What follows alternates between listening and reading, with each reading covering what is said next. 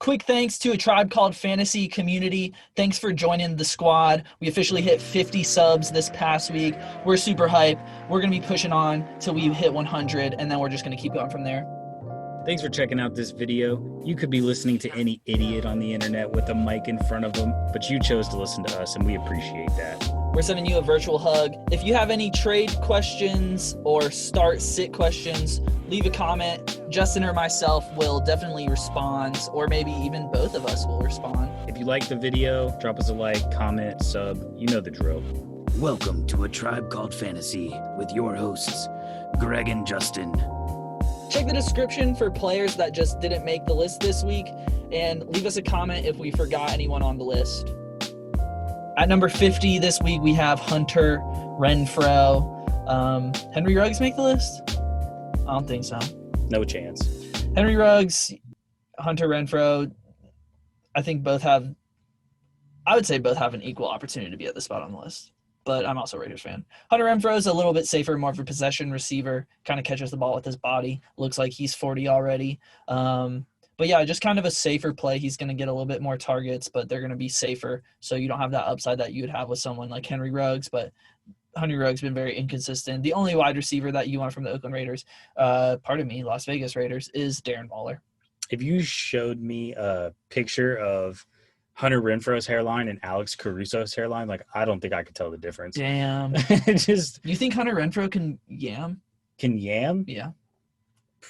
Probably not. I would say definitely not. He can't catch with his hands. He's really good at running around screens, though. Yeah, he's real quick. Doesn't look like he has a good jump shot, though. Probably not. If I had to put money on it, never mind. I'm not even going to get involved with the jump shot discussion. At 49, we got Randall Cobb taking on the Browns. The third wide receiver from Houston. Still sees some work. Has a good week every once in a while. This past week against Jacksonville, kind of had a down week with 5.1 after coming off 3 10-point plus games in a row. But I still like his contribution to the team. He's still getting good snaps. Played 56% of the snaps. Brandin Cooks and Will Fuller, they look like the real deal. But every once in a while, you got to throw to your third wide receiver. At 48, we have Emmanuel Sanders. Definitely saw less work with less targets, I should say, with Michael Thomas back. And I think that's going to be a trend moving forward. But he did have 4 catches and had himself a touchdown. So he did get kind of bailed out with that touchdown. He's been super productive when he's been on the field, though. I mean, that is without Michael Thomas, so take it with a grain of salt. But I think Emmanuel Sanders will benefit from a complementary role on the Saints offense. At 47, we got Richie James. They're taking on the Saints. This guy had a crazy game. 9 catches, 13 targets, 184 yards, and a touchdown. Easily one of the best out-of-nowhere performances of the season. I don't expect that to continue. I think a lot of that had to do with Brandon Aiyuk being out. And Kendrick Bourne. And obviously Deebo Samuel, George Kittle. Just the 3 of their running backs. Everybody. And they were throwing themselves back into the game, which I think they'll have a bit more competitive game. I don't expect them to win. But I like Richie James as the second wide receiver. I think he's a good flex play, just somebody you can take a gamble on and feel okay about it if you got to scoop him up off waivers.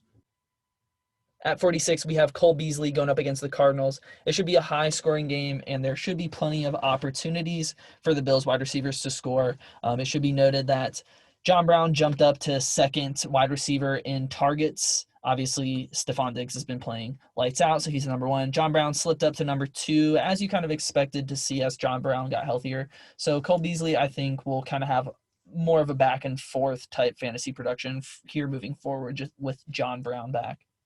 Yeah, I think he'll have a couple of weeks where he drops 20 again, but I do see him having that 6 region from time to time. At 45, we got Darius Slayton taking on the Eagles. He came off a very poor 1-catch game for 6 yards. I'm not too concerned, though, because he still played 84% of the snaps. Sterling Sheppard has definitely emerged as their go-to target, but Darius Slayton has a place on that offense. He sees the volume. Maybe not necessarily this past week, but I think going forward, you can trust Darius Slayton to at least provide you with some upside. Maybe if you have to choose between him or Hollywood Brown, you can safely start Darius Slayton knowing this guy can actually get the ball thrown to him. And the Giants are going to have to throw a lot more. Yes, they're always going to be behind. Yeah. This next one is all you, bro. Nah, man, you take it. I don't want to read number 44, Alshon Jeffery. Which you just read. Yeah. If I had a choice, Alshon Jeffery would probably not make the list. But because I don't think he's going to play this week. I really don't. This is the week, Greg. This is the week. We'll see, man. We're chasing gold with Alshon Jeffery, and by we, I mean purely Justin. Alshon Jeffery, when he is on the field, has been a huge red zone target for not only Nick Foles. I was going to say Nick Foles, but I definitely meant Carson Wentz. I'm struggling. Carson Wentz has always looked Alshon Jeffery's way in the end zone. Jay Cutler, too. Wow. Damn. Throwback. Yeah, for sure. Forgot about Jay Cutler, man. I was living a gloriously ignorant life forgetting about Jay Cutler. He's a real sad boy. Have you seen his post-NFL career, though? Kind of a funny guy on social media. I just always assumed he was a douchebag because of... Just such a downer. Yeah. Fair enough. I don't know. I don't have anything else to say about Alshon. Hopefully he plays. If he plays, you're probably going to get some red zone targets. That's the best opportunities Alshon Jeffery's going to get, in my opinion. There's just too many talented wide receivers there. What? Alshon is way more talented, but I'll let it slide. But injured. Travis Fulgham's the guy, but and yeah. Old.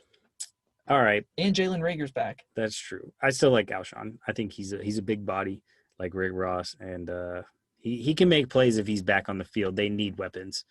At 43, though, we got A.J. Green taking on the Steelers. Terrible matchup, coming off a terrible game. 2 catches, 19 yards. Still is seeing the volume snap-wise. 85% of the snaps, just not seeing the targets. It sucks, honestly. A.J. Green missed all that time, comes back. Everybody's expecting big things. He wanted to trade, ended up staying because of Joe Burrow, and now he's just an afterthought. I think you can start him and take that gamble, but I don't necessarily feel great about it. The name itself definitely holds weight because you know he can be a talented player. You just don't know if the week you start him is the week he's going to produce. And against the tough Steelers, I'm not expecting him to have a huge day, but he might sneak a touchdown in there. At 42, we have Darnell Mooney. Last week, 5 catches, 43 yards. Kind of disappointed, but we definitely warned about Darnell Mooney, saying that he's kind of going to be a boomer bust player. They're going to take some deep shots to him, and it's just a matter of if they connect, whether he has a big day or a not so big day. But it's definitely another player you'd be willing to take the shot on at a home run with Darnell Mooney. Absolutely. I mean, he got 11 targets. Double-digit targets. Played 87% of the snaps. You can't go wrong with that. Up next, we got Antonio Brown at the 41 spot, taking on the Panthers. It was nice to see him finally back out there. Who knows how long he's going to stay out there.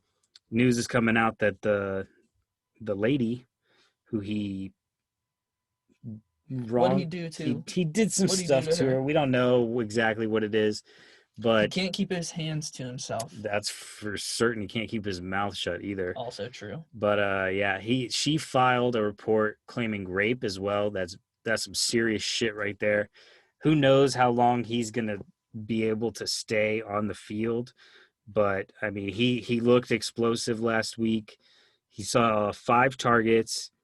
He played on 78% of the snaps, which is just 39 snaps. That's a damn lie. Bruce Arians said he was not going to play that much. He ended up playing. That offense looked terrible. I expect them to bounce back, and I expect Antonio Brown to be a part of that bounce back against the Panthers. The only thing, Antonio Brown is the only person who can beat himself, I think. It's just a matter of if he can stay on the field.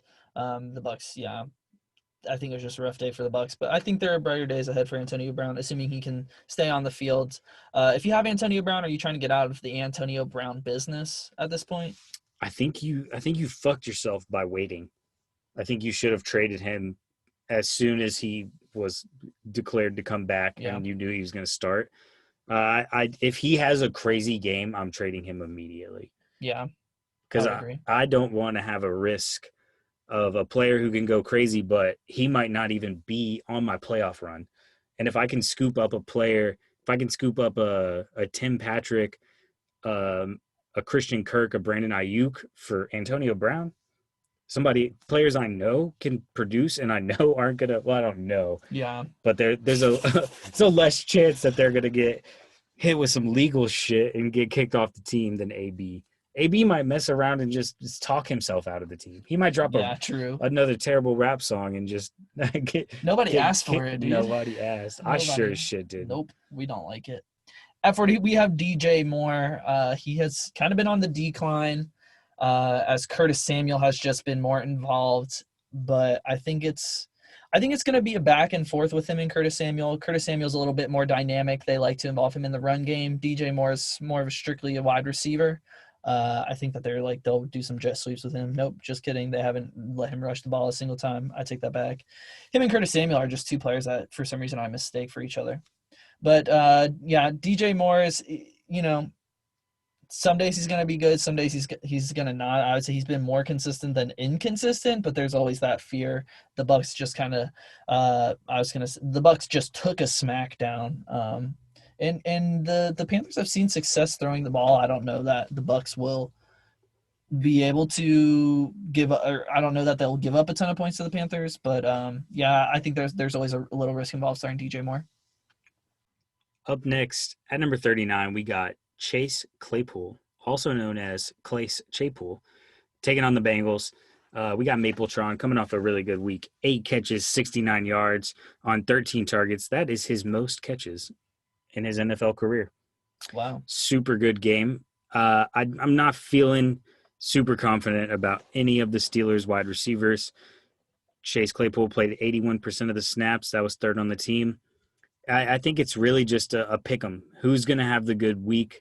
No one knows. Not even Big Ben knows. And you kind of have to start him because of the potential. It's almost like a Justin Jefferson situation where he can put up crazy big numbers, but you also know he can screw you over by having a 3-catch game. I do like the matchup against the Bengals, but I think it's something to be wary of, that you don't know who's going to produce every single week in that offense. At 38, we have Mike Williams. Had a really good game last week against the Raiders, just like we predicted. Goddamn. We are sports analysts, baby. Oh. We are sports analysts. Mike Williams has a bit of a tougher matchup against the Dolphins. I don't know. Is there any way to stop Justin Herbert? I guess, is he questionable? Didn't he get injured? I don't think so. I think he went out for a game. Tyrod Taylor tried to do a 2-point conversion. Yeah, sorry. A snap, literally came out for a snap. Okay. Mike Williams, we have enough history with Mike Williams to know that he can have these explosive games, but then do nothing. I think that has been more of a Phillip Rivers thing than a Justin Herbert thing. So I'm definitely curious to see how Mike Williams does this week against the Dolphins. I definitely think it's a risk worth taking to start him against the Dolphins. But I'm going to be watching. I think this is going to be a huge game to see what he can do. At 37, we got Corey Davis taking on the Colts. Very rough week for Corey Davis. Saw 3 targets, didn't catch any of them. But his snap count was still pretty good. Saw 78% of the snaps, which is second on the team. The next wide receiver saw 25% of the snaps. So the volume there, is still there. He's still getting the opportunities. I don't expect him to drop 0 next week, because if you've ever owned Corey Davis, this is just how it goes. A.J. Brown's the guy, though, so hopefully he'll see some tough coverage this week, and Corey Davis might be able to free himself. Ryan Tannehill might look a little bit better. I could see Derrick Henry struggling in the run game, which would make them pass more. So some positive spin on it if you have to start Corey Davis, but it's a tough one. Corey Davis has done it to me year in year. Every year he does like the past 3 years, yeah. It's crazy. Every time I'm like, all right, I'm going to start Corey Davis this week. Bang, goose egg. I love it. At 36, we have Jerry Jeudy. I think with Jerry Jeudy, you don't overthink things too much. I think if he has a good matchup, you play him. If he doesn't, you don't play him. He has a good matchup against the Raiders this week. I'm feeling good about Jerry Jeudy. He had a nice week against the Falcons last week, a breakout week. I don't know if we're going to see another week like that. If he were, it could definitely be against the Raiders. I could see this being a relatively competitive game. Division rivalry there. Those games tend to be a bit more tight between those two teams. But yeah, I think because of the matchup, I think you feel pretty good about either flexing or even throwing Jerry Jeudy in as a wide receiver too. Same thing with this next guy, number 35. We got Tim Patrick. Same thing Greg was saying, the Raiders, they got a pretty good matchup.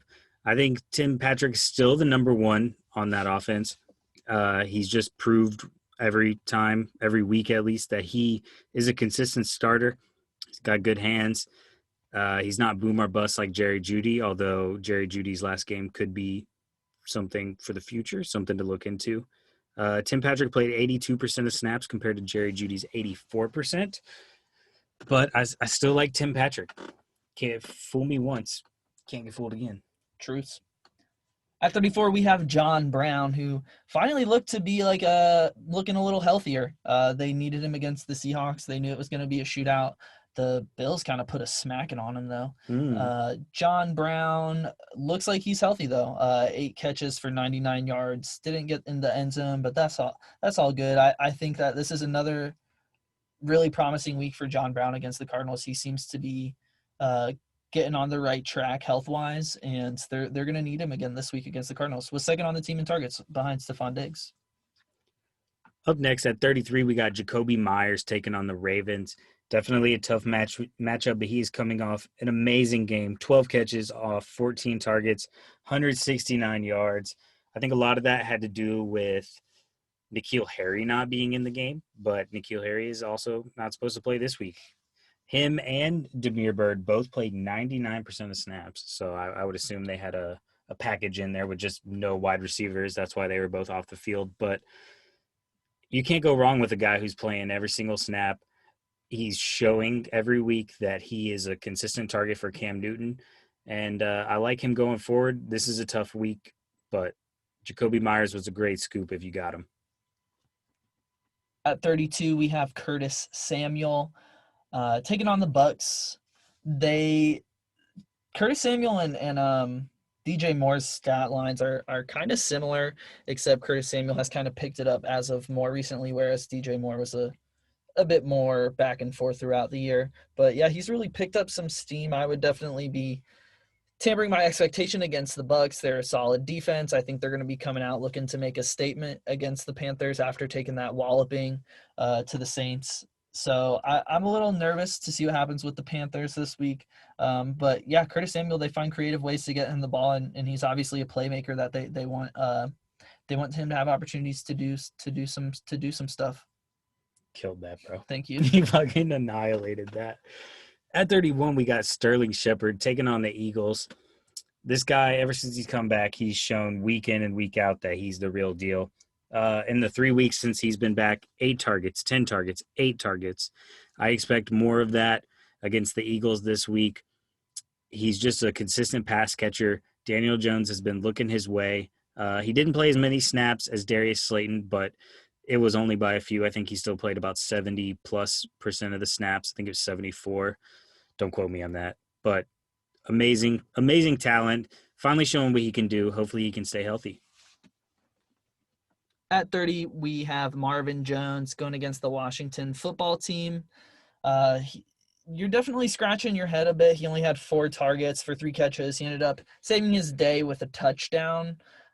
You definitely were expecting higher targets with Kenny Golladay, but if you had been watching games earlier this season, you kind of knew what to expect. You weren't going to just see that immediate volume as Kenny Golladay would receive. But Marvin Jones definitely has the potential to be a wide receiver 1 on the team, I should say. At best, he's a flex or low-end wide receiver 2, I would say. But yeah, I think he really kind of relies on having someone else take on that heavier coverage that Kenny Golladay would receive, and he'd be able to do his job against the lower ends defensive players. But yeah, I don't know. I'm not feeling confident about not Kenny Golladay. Marvin Jones Jr. At 29, we got Christian Kirk taking on the Bills. He's been on a real tear. Let's see. He's got 6 touchdowns in the last 5 games. 5 touchdowns in the last 3 games. They've all been like home run touchdowns too. Yeah, but Kyler Murray has proven that he will sling it. Last week, Christian Kirk saw 8 targets. He had 8 the week before. I like where Christian Kirk is headed. He finished last season strong. with the emergence of DeAndre Hopkins at the beginning of the season, he was a bit of an afterthought, but I think he's finding a role for himself, and he's continuing to play very well. Still being outsnapped by Larry Fitzgerald, but Larry's one of the GOATs.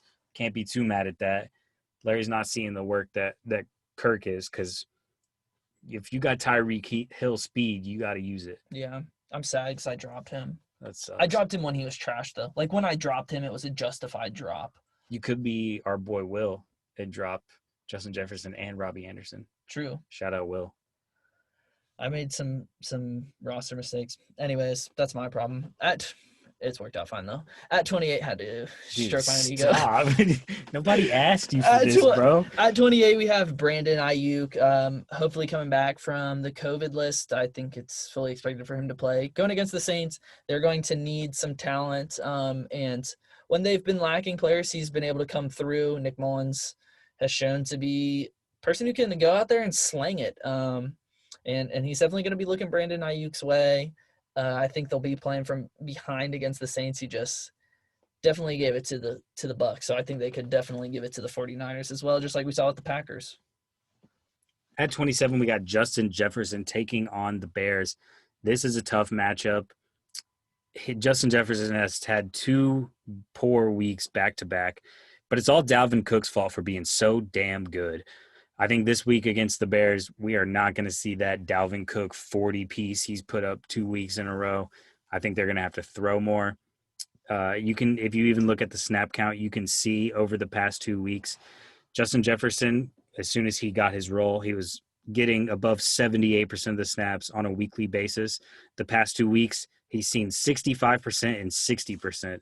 So, yeah, what that tells me is that they're just using one wide receiver formations and they're running the ball. So I think this week they're going to have to mix it up. They're going to have to spread the ball out, spread the wide receivers out wide, and they're going to have to get Justin Jefferson involved if they want to win this game. At 26, we have T. Higgins.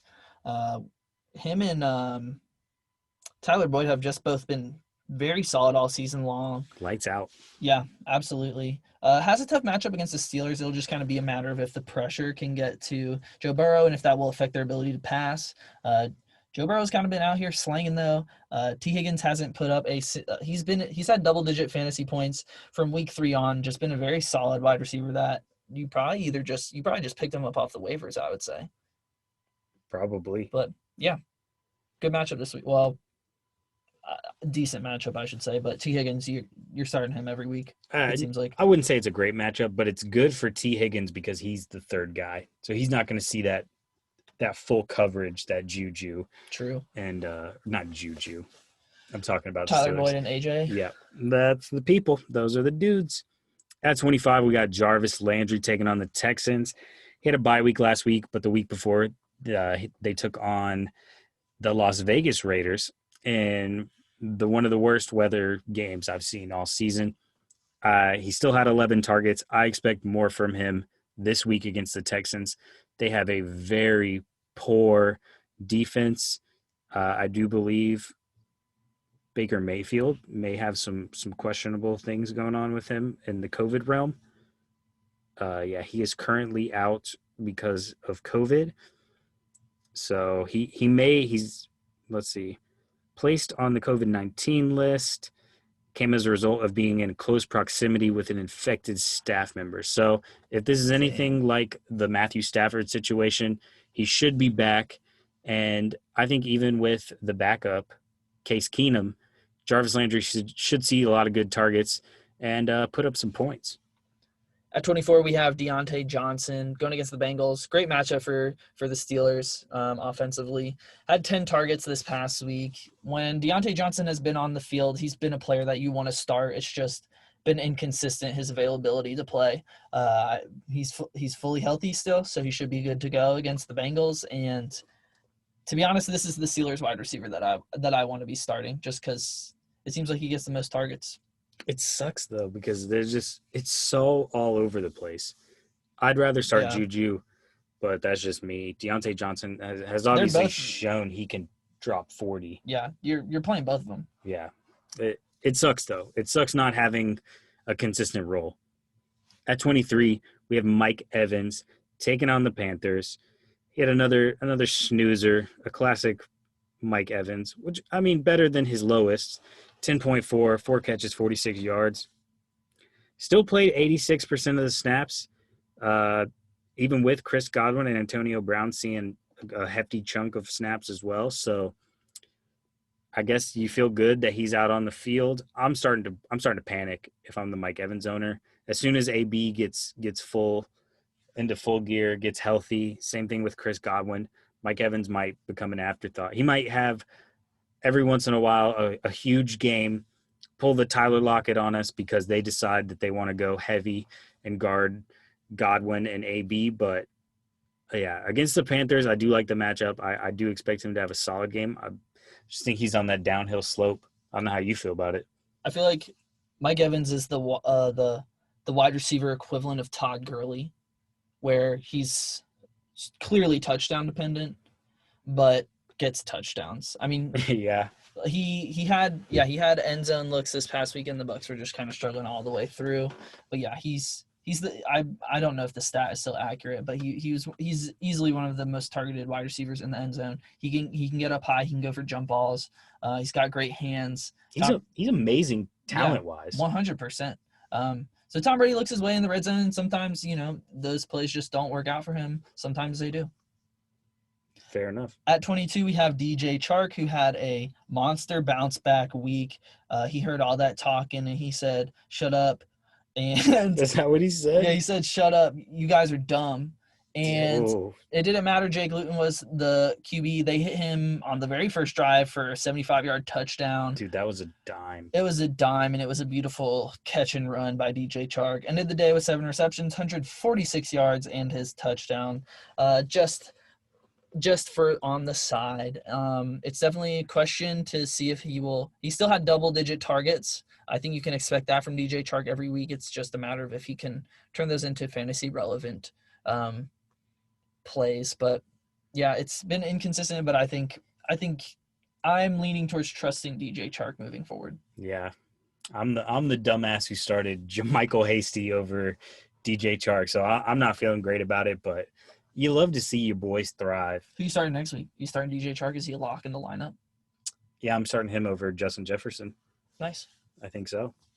At 21, we got Davante Parker going up against the Chargers. May not be one of our trade targets in our upcoming video. So for real? Something to look out for. Had 7 targets last week. Played 90% of the snaps. Still seeing that consistent field time. Maybe not seeing the production he was putting up with Fitzmagic, but I think each week Tua gets more comfortable in the system. I think Davante Parker is going to end up thriving. I like Davante Parker a lot this week against the Chargers. He's just too talented of a wide receiver for Tua not to just pepper him with targets. But only time will tell. Preston Williams is also out, so I think that's another boost for Davante Parker. At 19, we have sorry, I skipped one. Let me rewind. At number 20, we got Will Fuller taking on the Browns. Oh, you going? I'm going, man. Can I steal your thunder? Go ahead. I want to talk about the Texans. Go ahead. Love Will Fuller. Love Brandin Cooks. It's crazy to think that last year this guy was boom or bust. You remember? You remember that, Greg? I do, because he was getting injured all the time. I'm really surprised he's managed to stay healthy this entire time. Yeah, 100%. And now he's playing 88% of the snaps. He played 99% of the snaps last week. He had another great game. He had a big touchdown, which was a little confusing. I was watching the game with the sound off, but the play clock definitely ran out by like 6 seconds. So I don't know if that was a malfunction. I didn't turn the sound back on to find out. I would assume it was 5 catches, 100 yards, and a touchdown. That's a great game. He's had a touchdown in It's like 6 weeks. 6 weeks in a row. Insane. That's absurd. I have huge faith in Will Fuller, and that ever since Bill O'Brien left, that wide receiving core has stepped it up a level. That whole offense has. You think he gets a touchdown this week? I think it's guaranteed at this point. Yeah. I'm a gambling man. Hey. Give me green. I love it. At 19, we have Adam Thielen. We kind of touched on this with Justin Jefferson, how their down weeks have not been a product of them playing poorly. It's just been Dalvin Cook ruining their fantasy days. They've both fallen victim to it. Obviously, you're starting Adam Thielen week in and week out. He's just too talented.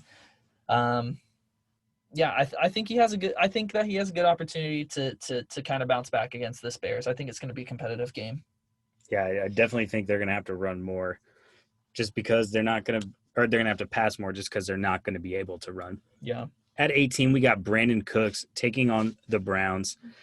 We just kind of touched on it with Will Fuller, but Brandin Cooks, another amazing addition to the team.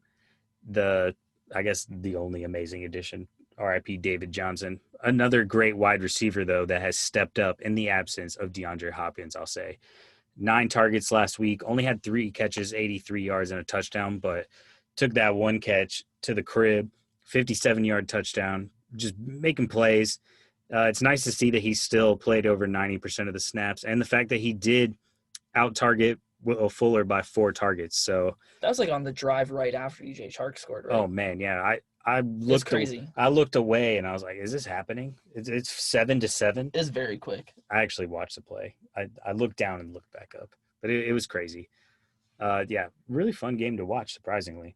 I watched those first 2 plays, and then I don't feel like Red Zone had it on much. Classic Red Zone. I like Brandin Cooks going forward, though. How do you feel about Brandin Cooks versus Will Fuller? Who would you rather have? Will Fuller. I see. I'm on the Brandin Cooks train. He has more targets than him by 8 on the season. Yeah, I don't know. I just like the talent of Will Fuller. Like we were saying, he's going to get a touchdown every single game.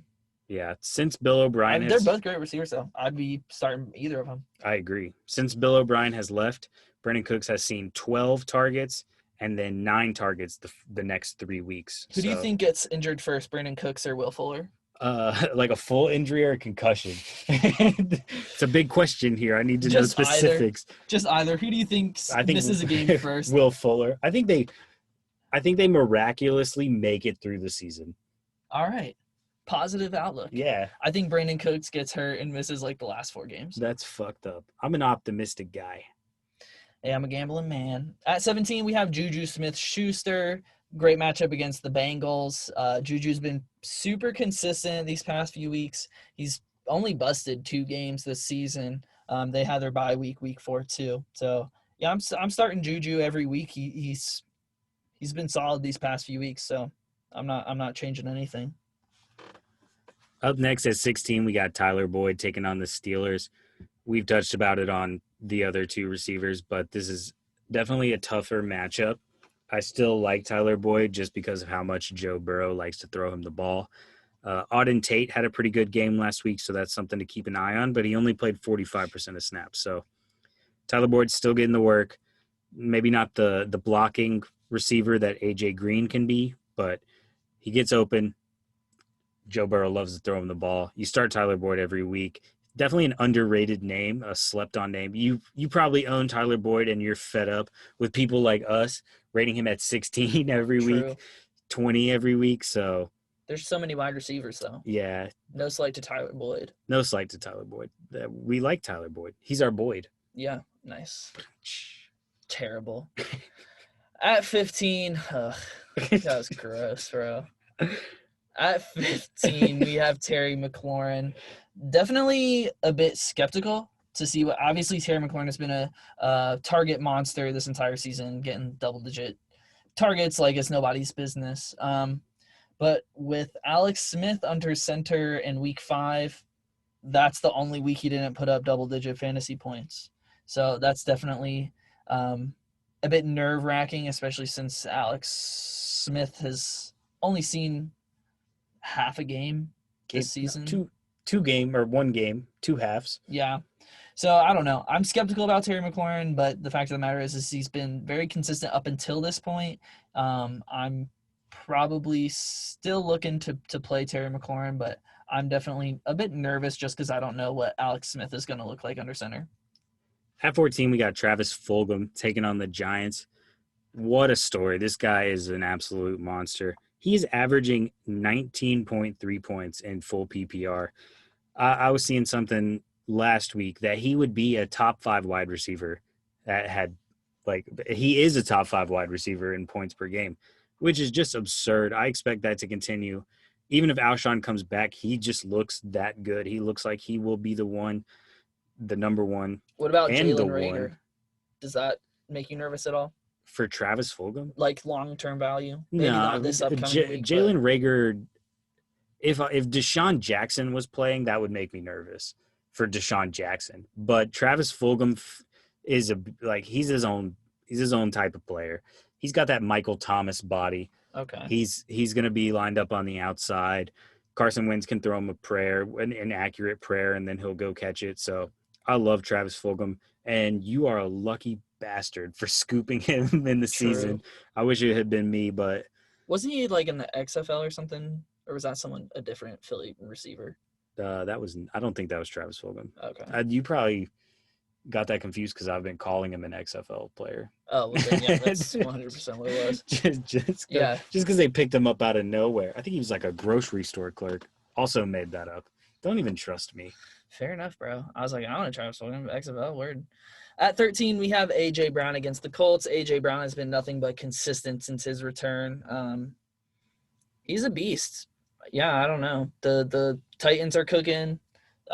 He's getting targets week in and week out. I shouldn't say targets. He only had 4 catches. I don't know the exact amount of targets, but yeah, I don't know. He's the number one receiver. He's going to benefit from their play action game, and he's got the body. He's got the hands.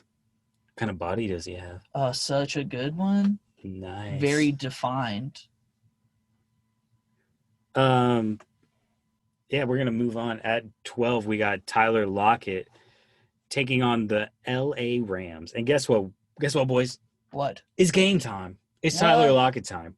Oh, shit. 2 weeks in a row, he had 4 catches. It's happening again. How many touchdowns? 0 touchdowns in either of those games. This is the week, guys. Jalen Ramsey is going to be all over DK Metcalf.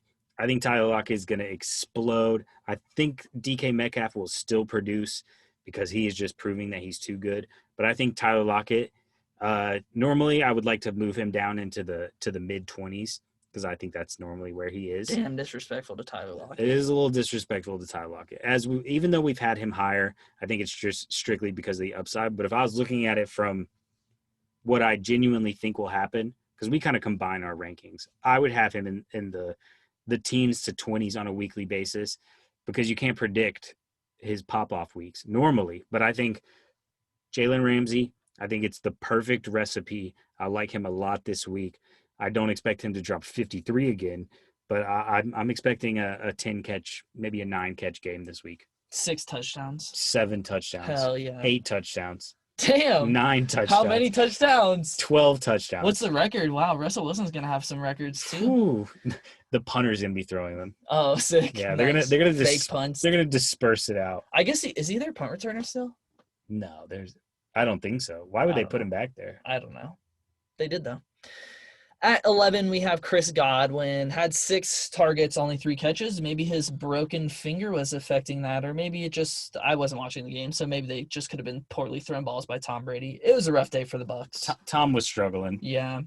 So, it's probably a bit of both.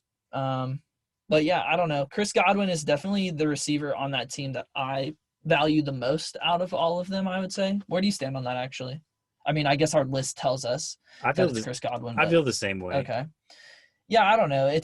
He's kind of been a victim to just poor play by the Bucs and injury when he's playing. He's been Chris Godwin, but the injuries are there. I don't know if the hand is affecting him or not.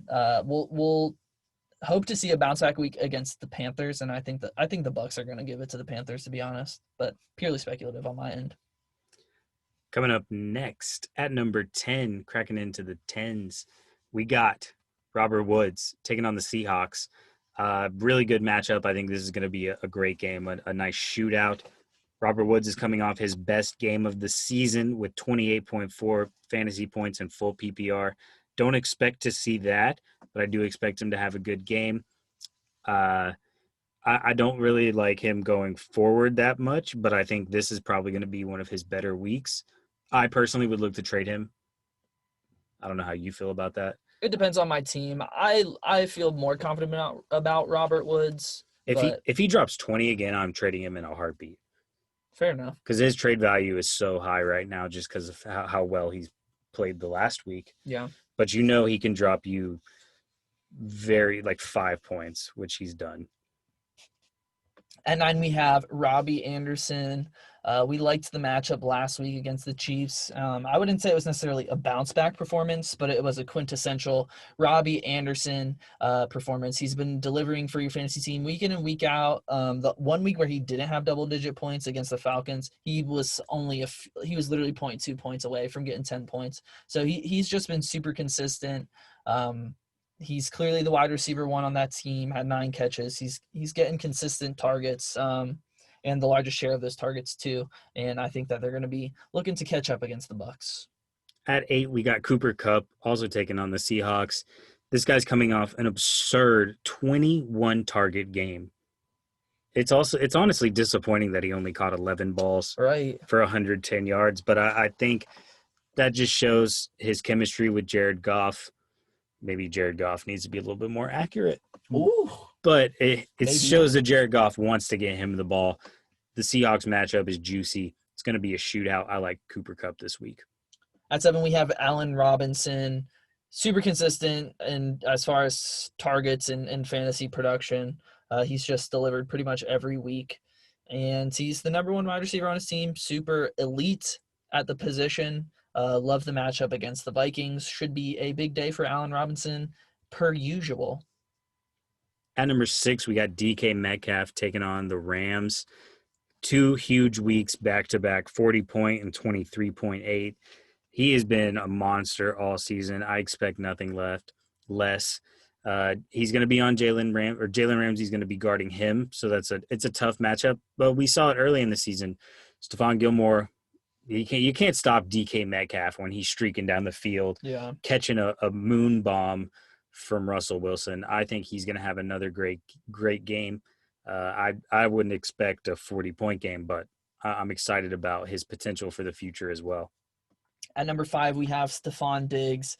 Obviously, just been phenomenal this year. Number 4 at the position, number 1 in our hearts. Great matchup against the Cardinals. Josh Allen was slanging last week. You love to see it. You know it's going to be coming back hot against the Cardinals. Last week, we kind of talked about Keenan Allen being underrated. I would say Stefon Diggs is another underrated wide receiver. I agree. Yeah, I don't know. That's all I got to say about Stefon Diggs. Nice. At number 4, we got Michael Thomas taking on the Niners. Finally back, 6 targets, 5 catches, 51 yards. I think he's going to slowly ease himself back into that super uber productive season he was having last year. I think he's going to be in full form this week and the next week. So maybe not this week, but he'll be at 95. And I'm really liking that Michael Thomas is back. It's just good for the league. It's good for your fantasy team. And he's a monster.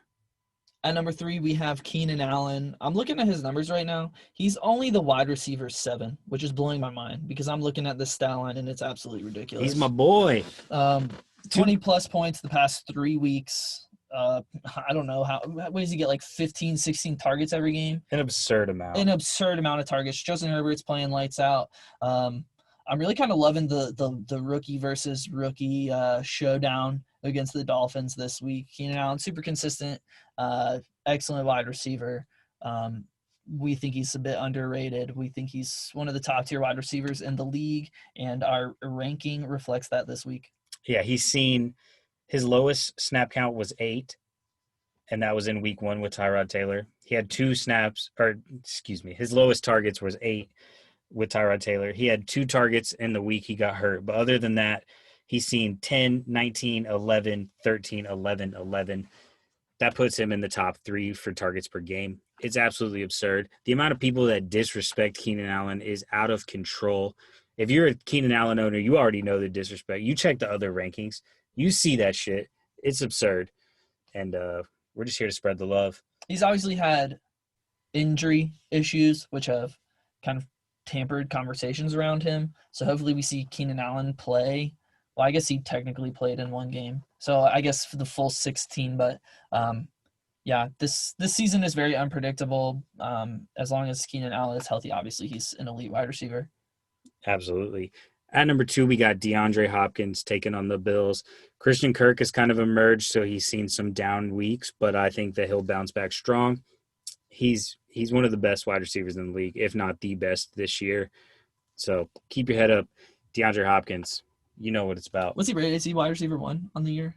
Wide receiver 6. Wow, I don't even know who the wide receiver 1 is. I think it's got to be Tyler Lockett or DK Metcalf. Yeah, I think the ESPN rankings also factor in the bye. So there's probably some people who have the bye and their scores are better than they should be. Okay. At number 1, we have Davante Adams, who's the number 2 wide receiver on the year and hasn't played in 2 games and went out in one of them. That's crazy. 2.5 games. So he's really making up for lost time. He's the most he has the most unstoppable quarterback in the league, and he's an elite wide receiver. So, I mean, that combination is absolutely deadly. Wide receiver 1 on the year. By the end of it, Davante Adams. Thanks for checking out this video. If you have any issue with where we put any of these players or who we put on this list, go ahead and let us know in the comments. We can handle the heat, and we will not get out of the kitchen. Bully us if you'd like. We're ready. We can handle it. We're tough boys, but we are so desperate for approval. Hence the YouTube channel.